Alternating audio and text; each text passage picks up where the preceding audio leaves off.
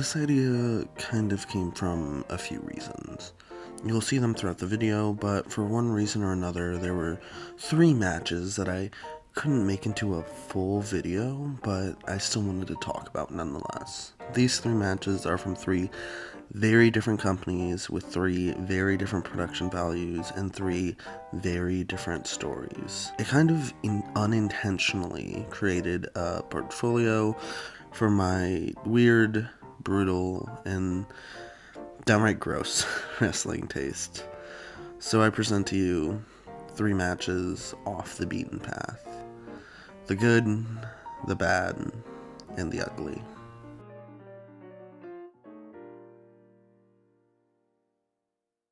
One, two, is this on? Now, I know what you may be thinking. How can a match from the largest wrestling promotion in the world at the peak of their popularity be off the beaten path? Well, A, it's a 10-minute Raw match from 23 years ago, and it's rarely talked about.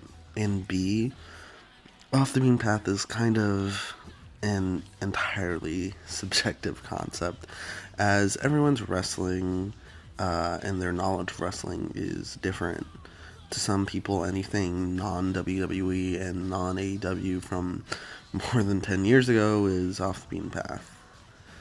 My point is that this is subjective, and unless you're one of the few people I've seen talk about this, you probably haven't seen this match, or at least you probably haven't seen it in a while, and it's kind of a shame, as it's really a great example of Triple H in his prime, in his first and last full year of being really good. This match, before going in, just so you know, is trademark WWF over-the-top Attitude Era booking nonsense at its best. The story of this match is that Triple H is defending his title in a mystery title defense for some reason that is seemingly answered by a member of the jobber WWF stable, Kai and Dai. H laughs this up, only for it to be revealed that they are backed up by the APA to the protest of Triple H. And suddenly, everything begins to fall apart. The APA chase Shane from ringside, and Taka Michinoku blindsides Triple H as the bell rings, getting an early advantage on him, hitting a series of quick offense on Triple H, who is unable to recover from being caught off guard and unable to mount any sort of offense. As Michinoku gets a tilt-a-whirl head scissors, a pop-up dropkick, and as he hits a tornado DDT, we see the APA standing guard at the ramp. It's a beautiful incarnation of the classic heel getting his comeuppance for the first time in his title reign, having the deck stacked against him the same way he had stacked it against countless opponents. And Triple H barely kicks out of these near falls. We know it's impossible, but the way Triple H sells like death makes you just doubt for a split second the inevitable conclusion. Triple H finally manages to get some offense in, hitting his knee facebuster and slamming Michinoku against the barricade, pissed that Taka was even able to get the level of offense in that he did. He hits his best chops that I've ever seen him throw, and stomps Taka in the corner. We see him argue with Earl Hebner. As he argues with the ref again, you can clearly see him just straight up say, "I don't give a fuck" to Earl, before the immediate karmic consequences of his actions take place, and he is sent with a baseball slide straight into the APA.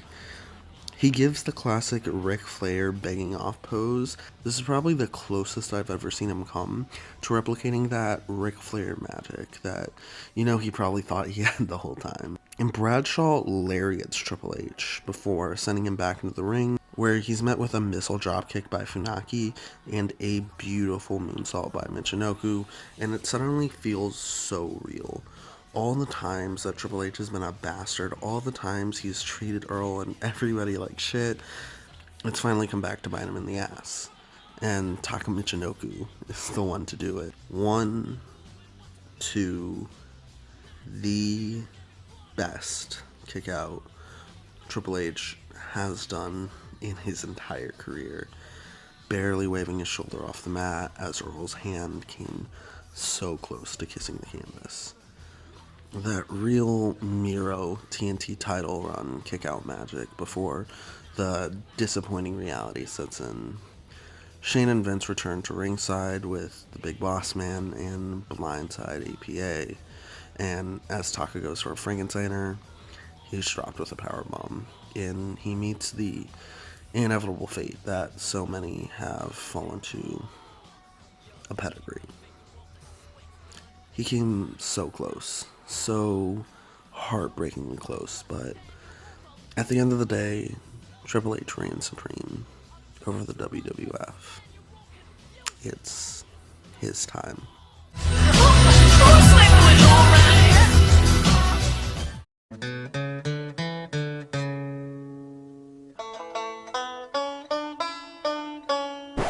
Reach for the sky, boy!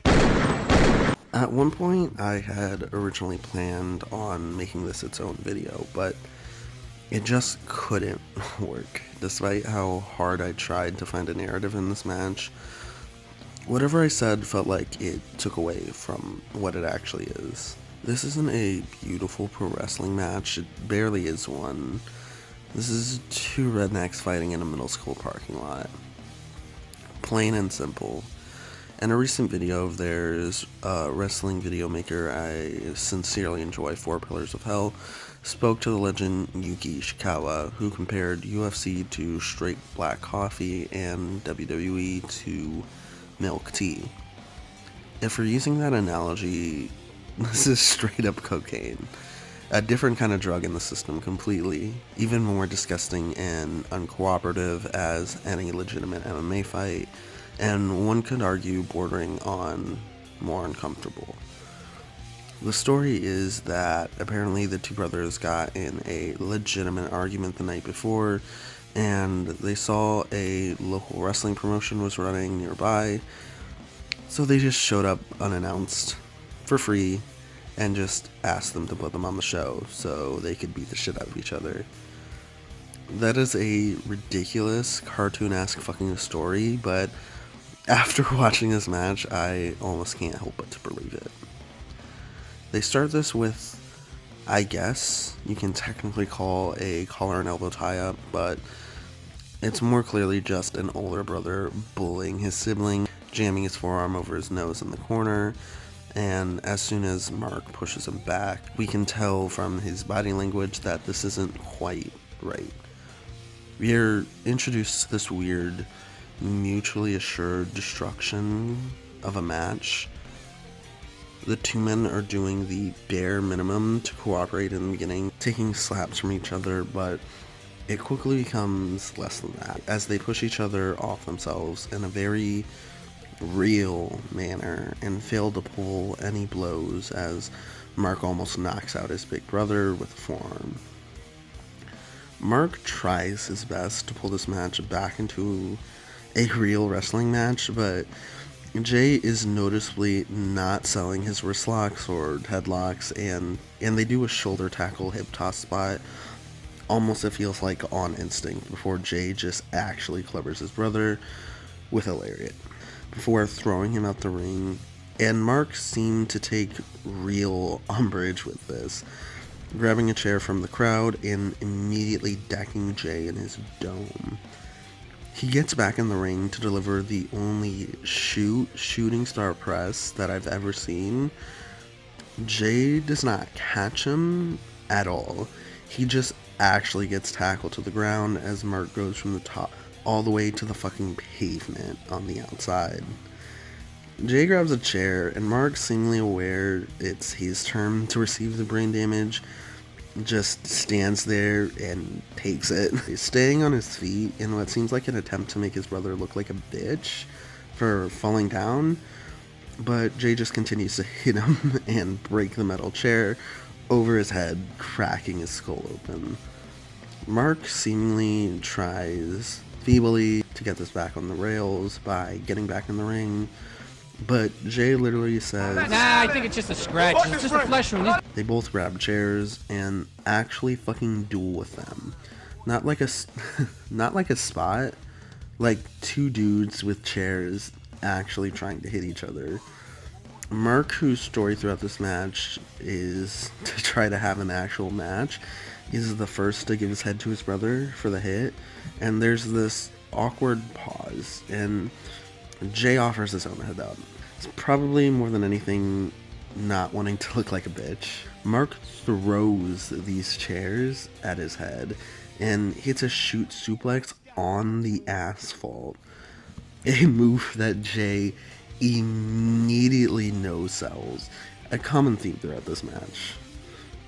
Mark takes this opportunity to bitch slap and throw disgusting punches at his brother, and you can hear the thonk his bare fist makes bouncing off his brother's skull, before Jay, visually even more pissed, punches him back, and it's gross. It very simply devolves into Jay Briscoe actually for real punching his brother in the head, and Mark just taking it in a desperate attempt to keep this match from turning into even more of a real fight.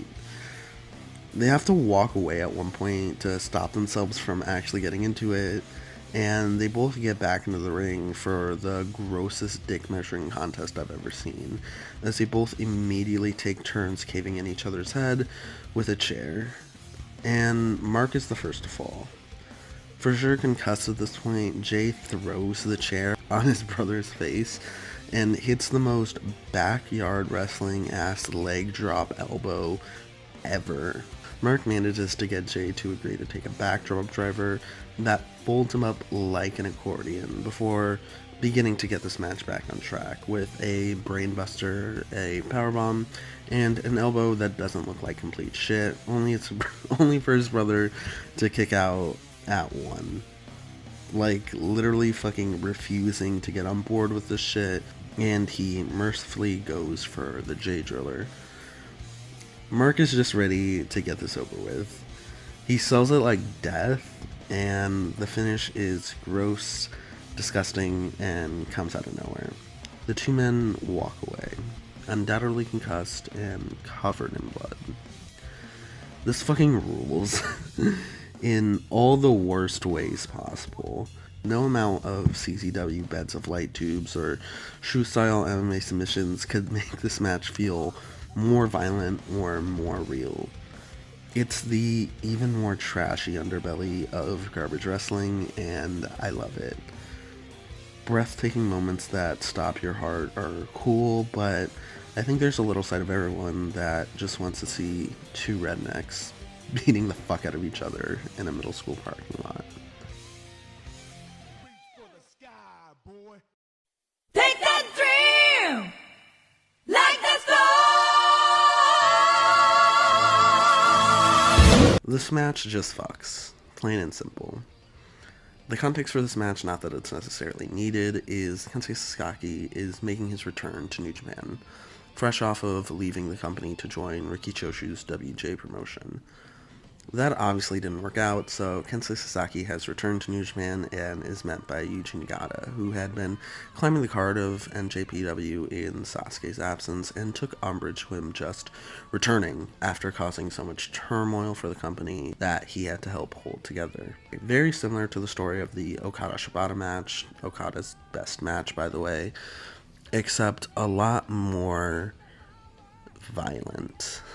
The tensions are so heated that this match is under the stipulation of a life or death fight, which, from what I can tell, is like a submissions last man standing match, similar to AEW's incarnation of a Texas death match.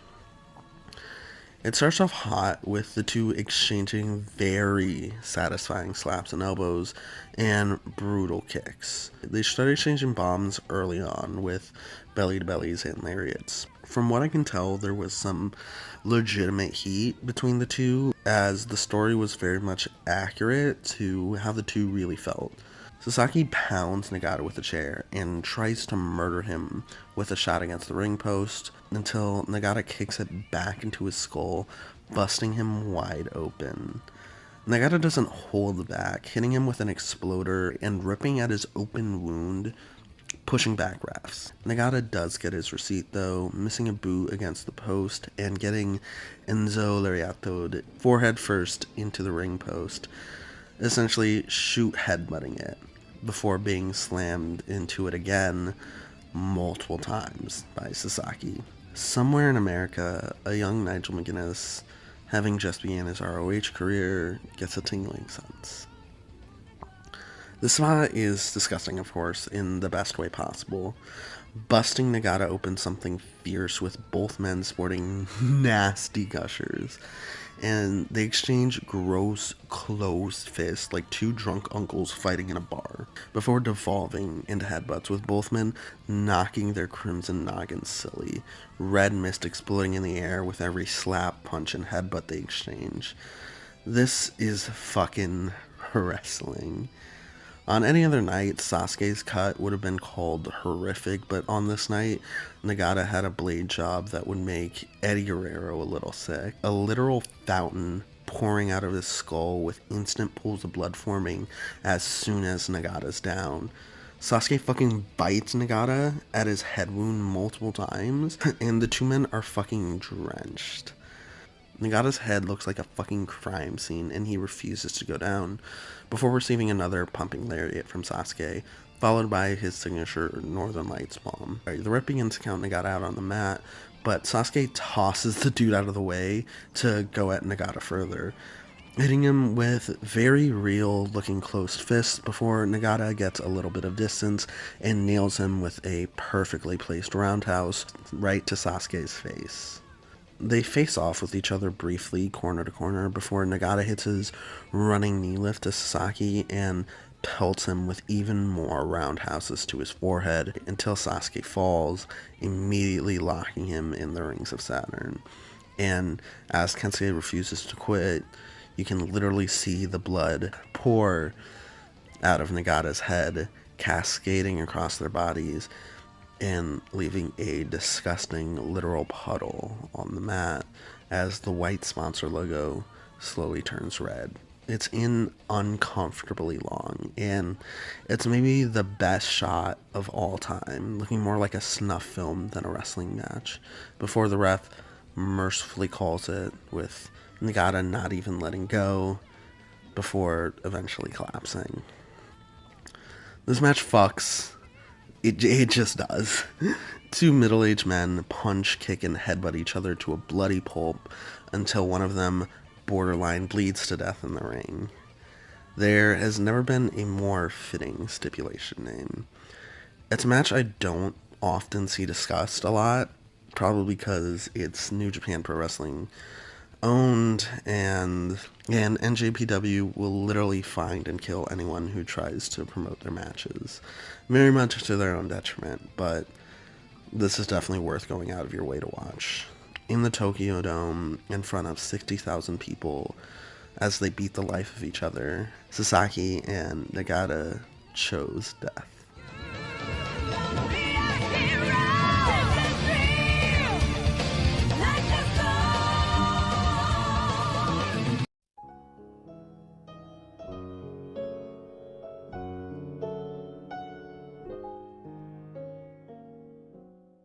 So, what was the point of this video?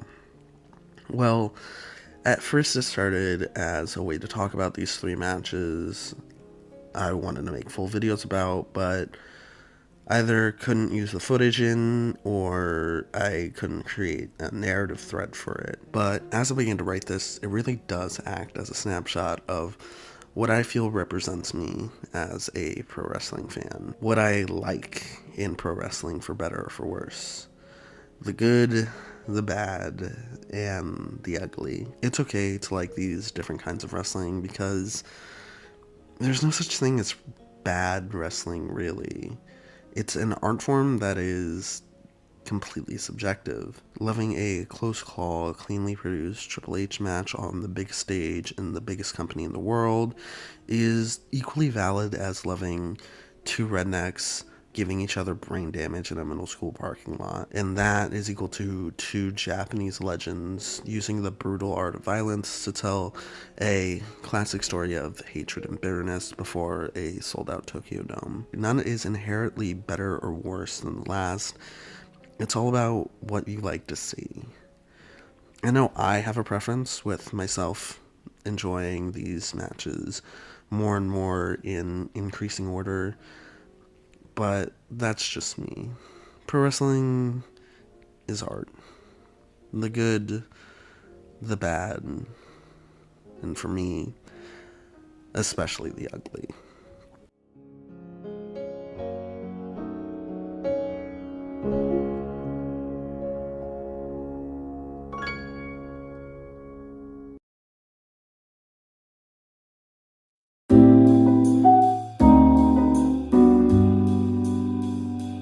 Thank you for watching the video.